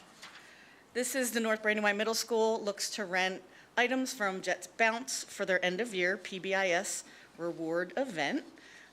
Positive behavior, which is wonderful to be rewarded. And this is what, the second year maybe that this is happening, I believe. So does anyone here have any questions regarding the rental agreement on the committee? No? Anyone on the full board? No? Seeing none, we'll move, please say yes if you'd like to move this forward. Yes. Yes. So moved, thank you. The next item is E, which is that the Board of School Directors approved the 12-month subscription for Easy CBM progress monitoring software for special education grades 6 to 12. The teacher deluxe pricing is $49.99 per teacher for 36 teachers, grades 6 to 12, which is $1,798.20. The district edition pricing was quoted at $750 per student, but since we have approximately 770 students currently, it was certainly more cost-effective to go with the teacher pricing. So that would have cost us $5,775. So you get the same benefits, it's just by teacher versus student. So that's a good shopping decision. Thank you, Brenda. Upon approval, we will be required to submit the eligible teacher names and emails directly to Easy CBM so the teacher may set up his or her individual account. And what this does is just helps our special education teachers keep track of the goals and updating the goals and make sure they're making progress in a more consistent way across the board. If I've missed anything, Hannah, you could probably speak on that. Are you familiar with this particular one? I am familiar with it, although in gifted, we don't typically use it unless we're considering acceleration for a student, and then we will use it in that case. Okay. All right. Is there anyone else on the committee that has any questions? Comments? Anyone on the full board? Seeing none. If you'd like to move this forward, please say yes. Yes. Yes. Yes? Okay. And then we have letter F, which is the Board of School Directors approves the commitment letter for an independent educational evaluation for student ID 1001-2456 to be conducted by Dr. Kara S. Schmidt. And is there anyone that wanted to make any comments on this on the committee? No? Anyone on the full board? No? Okay. If you agree to move this forward, please say yes. Yes. Yes. Yes. All right, and then we have our final agenda item, which is a bunch of core curriculum updates. And this is that the Board of School Directors approved the curriculum documents in alignment with Pennsylvania academic standards and district instructional goals as presented. And Rebecca, would you mind just kind of, really the two questions I have is, how do these come to be, and what's the process and who's involved in that process? Sure. Well, so I'll give you a little bit of historical information.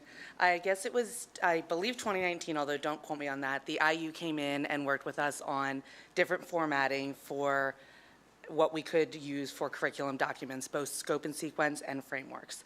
The frameworks really focus on big ideas, transfer goals, and essential questions that are overarching all over K to 12, basically what you're going to be learning and understanding within a content area.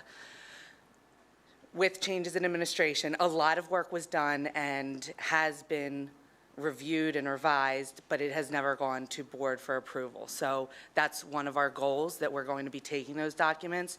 I actually just got an updated list today. We currently have 87 teachers signed up to be curriculum writers from K to 12 and across all content areas, which is really exciting that people want to have their voice heard and be a part of this process. So we have our first meeting actually tomorrow to provide an overview with goals. We're going to be looking at everything from elementary report cards to align with our new Envision program through secondary, and really looking at the different courses that are now being offered. So a lot of opportunity. I think there's going to be a lot of good things, and I suspect you will be seeing a lot of curriculum documents coming across your desk in the next couple of months, because we're going to be working hard. Thank you very much. I appreciate that. Does anyone else have questions while she's here? I don't have any questions, but I share your excitement. When you mentioned the 87 teachers who buy in, I think that is so indicative of our teachers in the district who are willing to put their ideas and their thoughts, their passion, and more importantly, their time into cultivating the best possible curriculums for our kid. Kudos to you, kudos to our teachers. That is so exciting to hear. Thank you. I completely agree. And I will say, I have been a curriculum writer for many years, and I think this is the first time that we have had every grade level represented. So I'm super excited about that. Thank you very much. Does anyone else on the board have any questions outside of the committee? I share director to my right's excitement.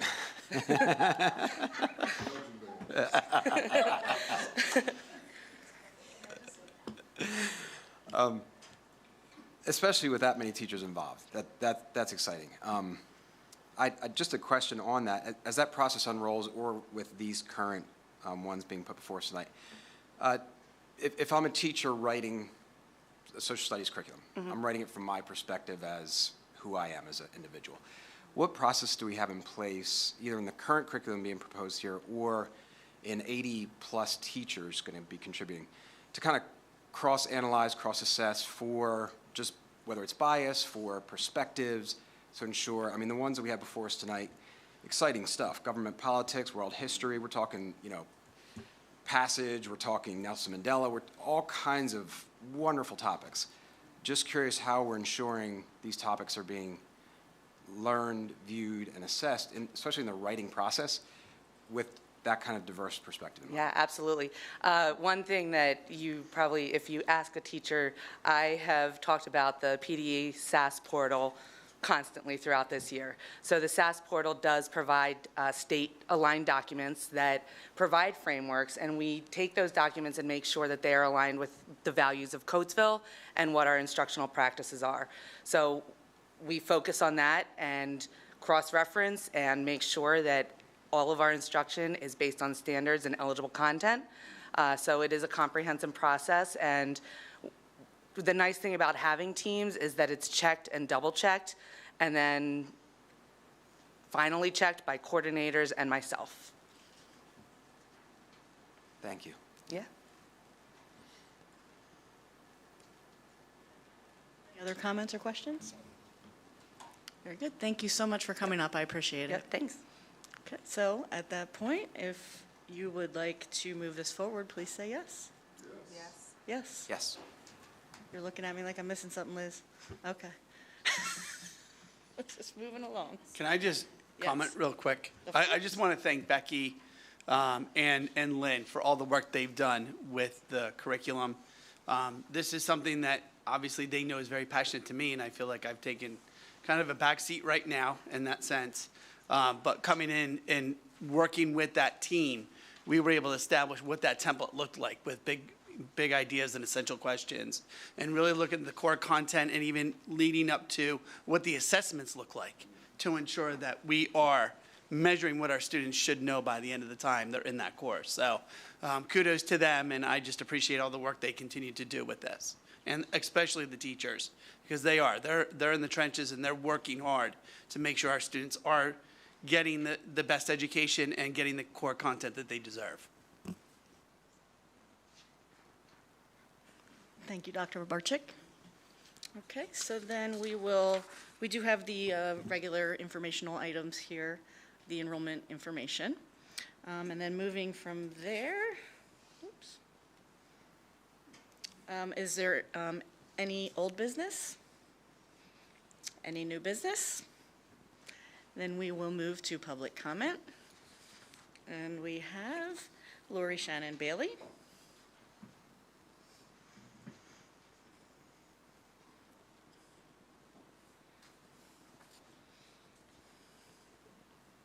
Good evening. I did want to comment on the math 1, 2, 3 ABC. I didn't get a chance to write it there. I'm not sure what the letter is in the agenda. But I think this is a good investment in our children. I like it because it identifies so many parts of reading, letter names, letter sounds. I'm not sure what this P word is, segmentating, word reading fluency, passage reading fluency, vocabulary, basic reading, proficiency reading. All of these things are so crucial when it comes to helping our children understand reading, and how important it is to learn why reading is so important. So kudos to whoever found this and whoever decided that this is a good thing for our students, because it definitely is. And in terms of IEPs, IEPs or no IEPs, I think every student who has any reading challenges, same with math, geometry, measurement, I mean, I think this is just a really great investment for our students. So thank you for that.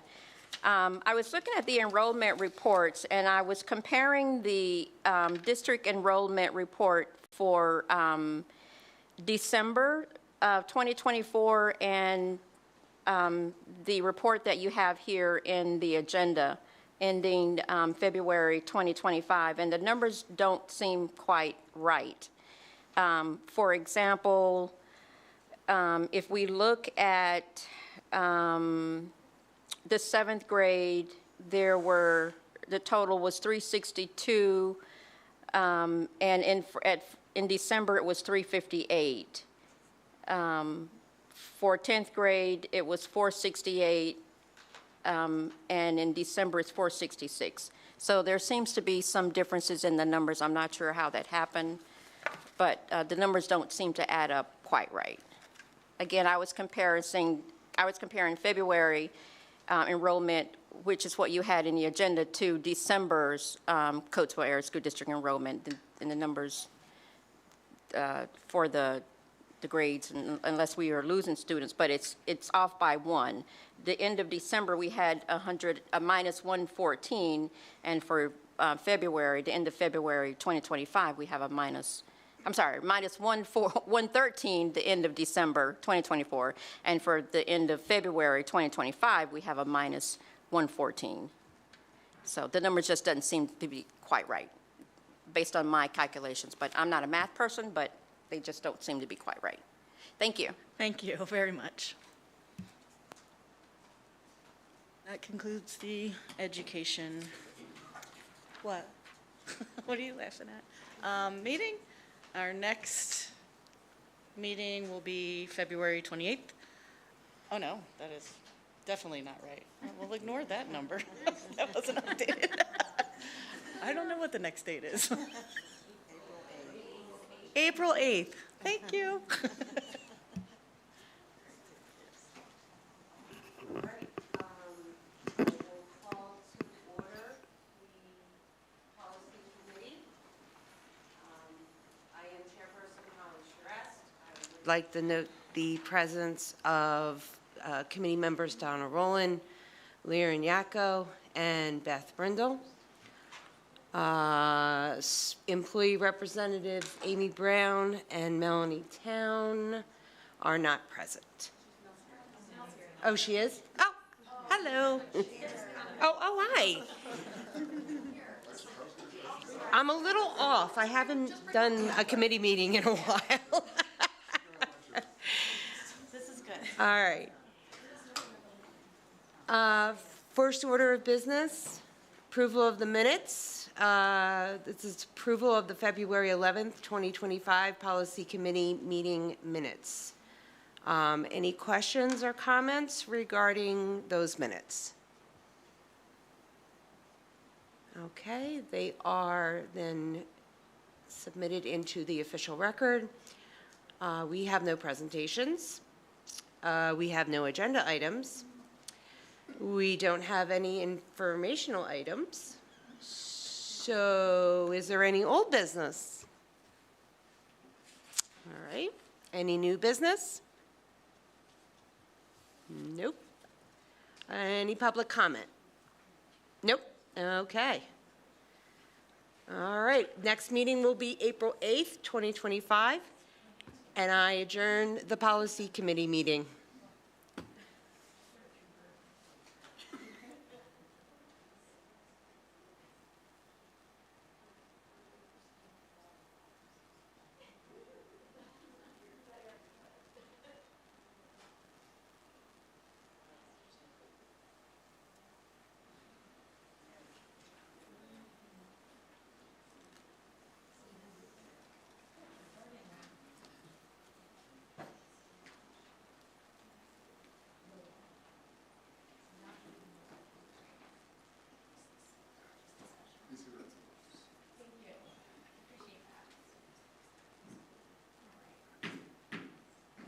I call to order the Coatesville Area School Board special meeting scheduled for March 11th, 2025. The mission of the Coatesville Area School District, rich in diversity and committed to excellence, is to create innovative educational experiences which are funded by the taxpayers, supported by community, delivered by dedicated teachers and administrators to ensure all students will become responsible, contributing global citizens. Madam Secretary, please call for the roll.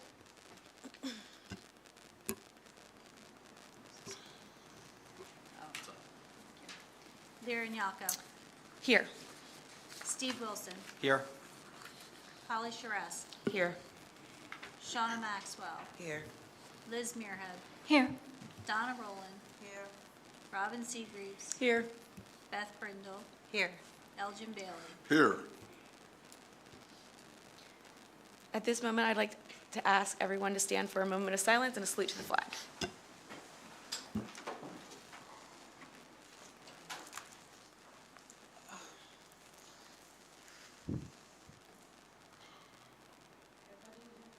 To the flag of the United States of America and to the republic for which it stands, one nation, under God, indivisible, with liberty and justice for all.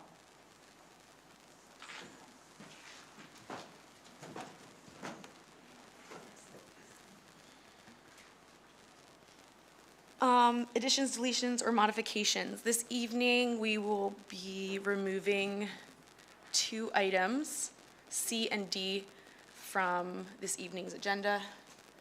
To my colleagues, are there any other additions, deletions, or modifications? Do we need to explain why we're removing them?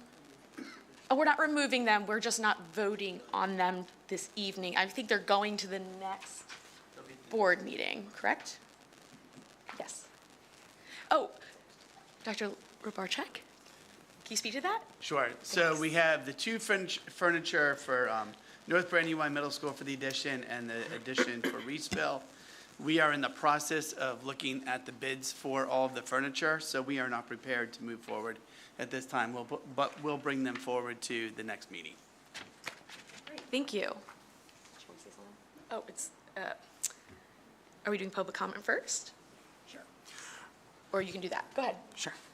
The board met in executive session on March 10th, 2025 to discuss confidential student matters, confidential personnel matters, matters of potential litigation, matters that are privileged pursuant to the attorney-client privilege. And that concludes the executive session announcement for this evening. Thank you. Is there any public comment? Great. All right. Motion, are we going to do each of them since they were already approved? I'm sorry, I'm asking the question, but. Well, you can't do it. Sorry. Yeah. My recommendation is to take each individual And item, vote on them. 5A and 5, well, the two individual items, 5A and 5B, and have votes on both, rather than, because you can't do a consent agenda, because you're not going to advance. You're correct. C Okay, and D. thank you. So I'll just start with A. Okay. That's fine. Great. All right. Recommended action that the Board of School Directors approve the land development agreement for the South Brandywine new elementary school between East Fallowfield Township and Coatesville Area School District, and is subject to final solicitor review as presented. Sorry, guys. Can I call for a motion? So moved. Any questions, comments, or discussion? You need a second? Second? There you Oh, go. sorry, second. Thanks. Oh, thank you, appreciate you. Any questions, comments, or discussion? Seeing none, Madam Secretary, please call for the vote. Beth Brindle, Yes. Liz Muirhead, Yes. Elgin Bailey, Yes.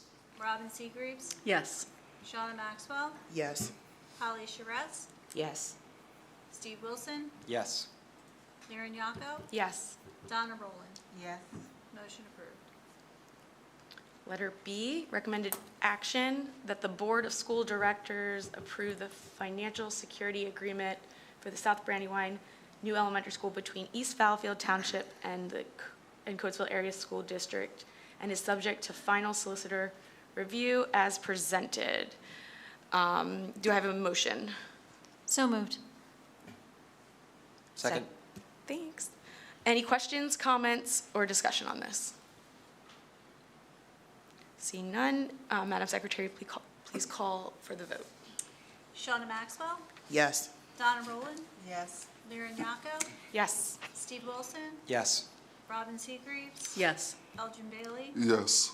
Beth Brindle, Yes. Liz Muirhead, Yes. Holly Charez. Yes. Motion approved. Great. Next is public comment. Do we have public comment? That's not for this one. This is from.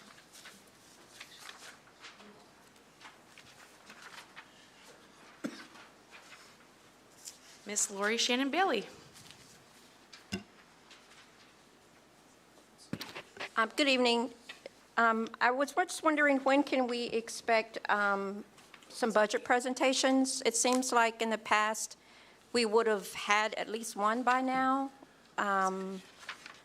These are very, very important, especially in terms of raising our taxes. We know you're going to be raising our taxes. I was just looking at a budget presentation from May of last year, and we were looking at the budget of $230 million, $550,000. Not sure what the budget ended up being, but it certainly would be nice to have some budget presentations in the spirit of transparency and in the spirit of communicating to the public what we can expect. I wanted to make a comment about the superintendent's position. I have appreciated being able to have stat meetings with Tony. I see Tony as a very compassionate human being. I see him as someone who really cares about our district. So far, he hasn't told me to get on a slow boat to go to China yet. That might happen, especially with the meeting in the morning. But I think one of the things that worries me about about our district is if we look at the last two superintendents and the amount of time, the one before the last one, I don't know that that superintendent had an assistant. And so I think with so many challenges in this district, superintendents need help. So if Tony is appointed, which I hope he is, appointed as our superintendent, I would ask you to immediately appoint an assistant superintendent and whoever else you can get in a leadership position to help him, because we do have a lot of challenges. You all know that, I don't have to tell you. But Tony can't run this district by himself, and he certainly can't be responsible for bringing a lot of children back to, that are at charter schools, which is a major, major problem, as you all know. But I think one of the biggest challenges is that, you know, he's going to need help, and he's going to need other leaders who are as smart or are smarter than he is. I mean, one of my mentors have always said to me, you want to surround yourself with people who are smarter than you are and people who can tell you no and why no is no. So I just think that Tony is great. I think he really cares. He's compassionate. But I think if you all don't look at getting an interim, even if you don't appoint him, whoever you appoint is going to need an assistant superintendent soon, or someone that can be in a leadership position to help him or whoever run this district and make sure that it's run in an efficient way. And if you look at other schools, if you look at Downingtown, look how many leaders they have. I mean, they have a leader for elementary. I believe they have one for middle school. I mean, I've looked at their websites. I mean, they have a lot of money, but we also have a lot of money. Westchester, they have leaders situated throughout to where just the superintendent is not running the school districts. So I would encourage you to, whoever you appoint, to please look quickly at appointing other leaders so that our school district can get to where we need it to be. Thank you. Thank you. Informational items, doesn't seem to be any. To my colleagues, are there any informational items this evening? Seeing none, do I have a motion to adjourn? Second. This meeting is adjourned.